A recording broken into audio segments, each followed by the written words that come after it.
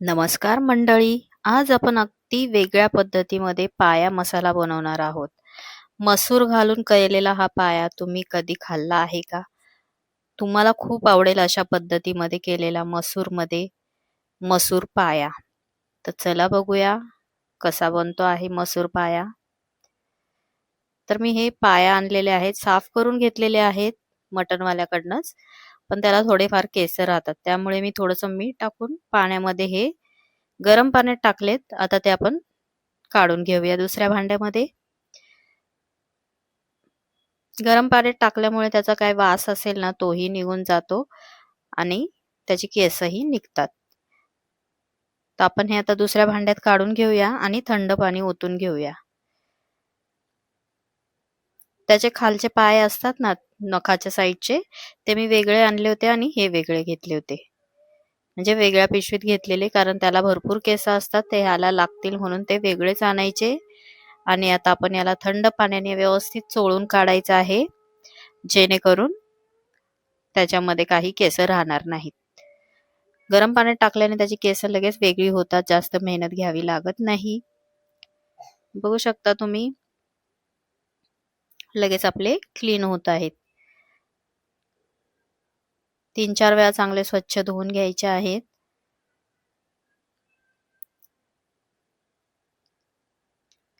आता आपले पाया साफ करून झालेले आहेत व्यवस्थित. आता त्याच्या आपण नखाचे साईड आहेत ना त्या करून घेऊया. तर त्या नखाच्या साईडला आहे ना थोडंसं 2-3 मिनिटं आहे ना आपल्याला पाण्यामध्ये उकळावं लागणार आहे.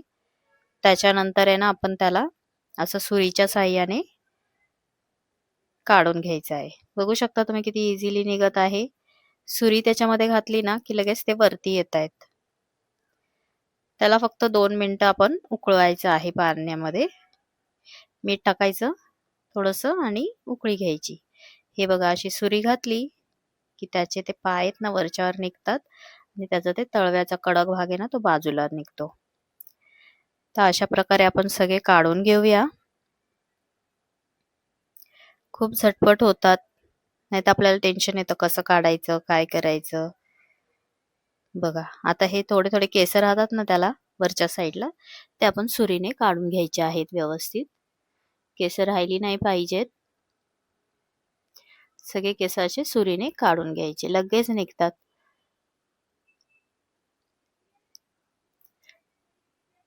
आपल्याला टेन्शन येतं आता हे कसं साफ करायचं काय, पण हे अशा पद्धतीने केले ना तर तुम्ही अगदी सहज करू शकता.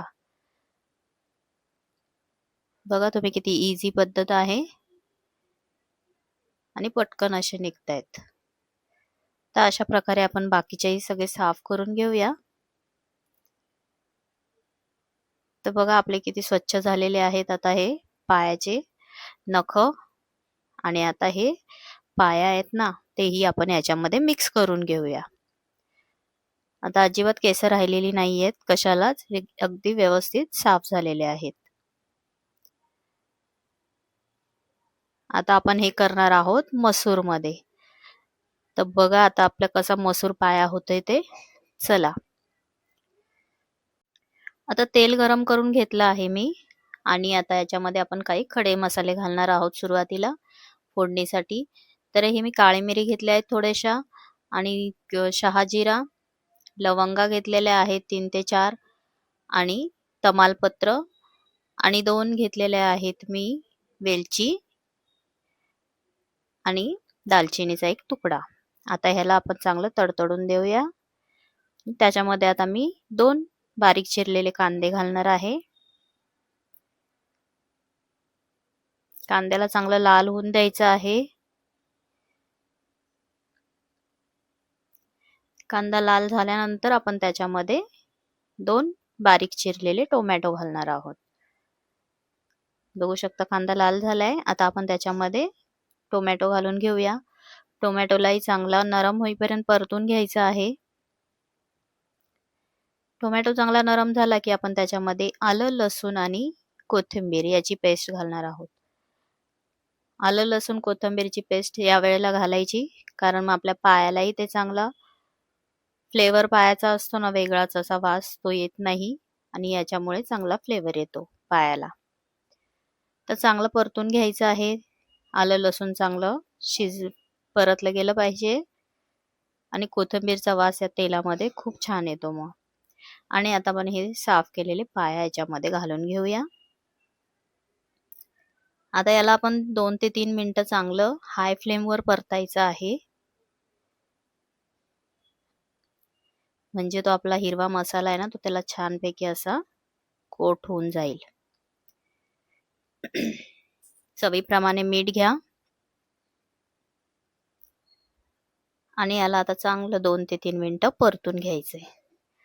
व्यवस्थित असं परतलं गेलं पाहिजे.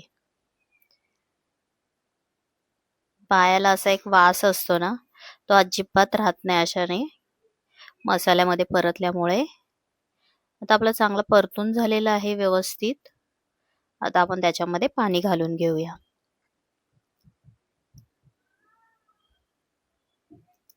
पाया आपला बुडेल इतपत पाणी घालायचं आहे. तुम्हाला थोडं घालायचं असेल तर थोडं घालू शकता. मी आता पाया बुडेपर्यंत पाणी घालत आहे. आणि आता आपण याला शिट्ट्या देऊन घेऊया. 5 ते 6 शिट्ट्या द्यायच्या आहेत इथे आपण. आणि बाकीच्या आपण नंतर देणार आहोत, कारण आपल्याला मसूर पण शिजवून घ्यायची आहे. त्यामुळे आपण इथे 6 शिट्ट्या दिलेल्या आहेत.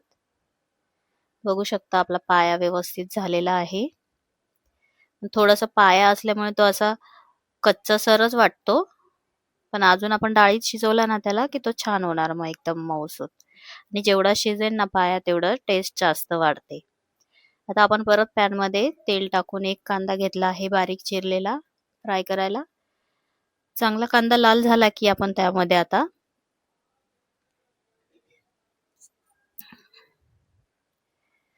घालूया लाल तिखट 2 चमचे, 1 चमचा गरम मसाला, 1 चमचा जिरा मसाला,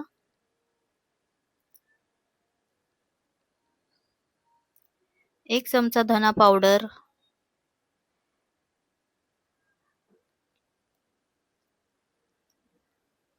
आणि पाव चमचा हळद.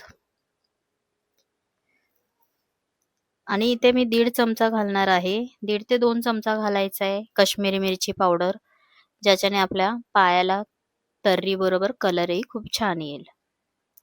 त्याला पटकन हलवून घ्यायचं आहे आणि लगेच आपण त्याच्यामध्ये मसूर ऍड करणार आहोत, नाहीतर मसाला जळेल. आता हा मी भिजत ठेवला होता थोडा वेळ,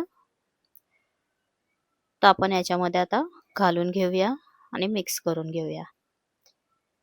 मसूरमध्ये पाया केलेला खूप टेस्टी होतो. तुम्ही एकदा नक्की करून बघा, तुम्हालाही खूप आवडेल. आता आपण हे पायाचं सूप आणि हे पाया ह्याच्यामध्ये आता सोडूया. आता तुम्हाला जर पाणी घालायचं असेल तर घाला, पण आपल्याला एवढं पाणी भरपूर आहे.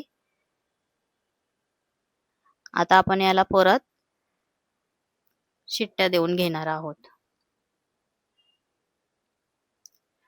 थोडंसं मीठ घालून घेऊया. मगाशी आपण घातलेलं आहे त्यामुळे थोडंसं बेतानेच घालायचं आहे. आता आपण याला कुकरला शिट्ट्या घेऊया. तर मगाशी मी घेतलेल्या होत्या 6 शिट्ट्या, आता मी परत घेतल्या आहेत 4 शिट्ट्या, कारण आपली मसूर शिजली पाहिजे. तर बघू शकता तुम्ही किती छान झालेला आहे आपला मसूर पाया.